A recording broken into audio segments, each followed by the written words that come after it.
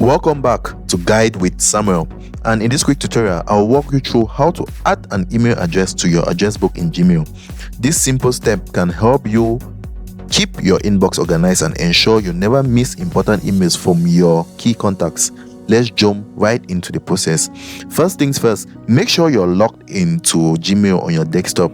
Once you're in your inbox, look for an email from the person you want to save to your contacts. To find it faster, you can type the person's name or the email in the search bar at the top. Next, click to open the email. Once the email is open, look at the top of the message where you'll see the sender's name or email address. There is where you'll begin adding the contact. Now, hover your mouse over the sender's name or email. A small contact preview box will pop up. This is Gmail's shortcut for managing contacts quickly.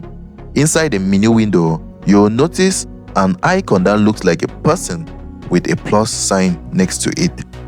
Click that icon. It's the Add to Contacts button.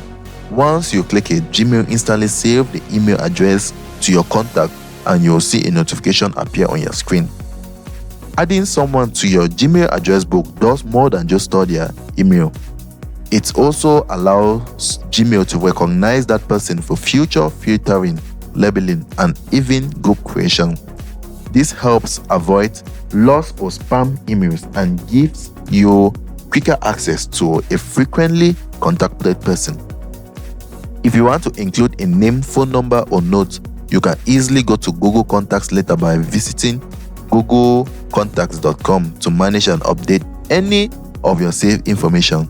And that's it, guys. Now you know how to add a contact to your Gmail address book in just a few simple steps. If you found this guide helpful, don't forget to like and subscribe to Guide with Samuel for more tutorials. Thanks for watching.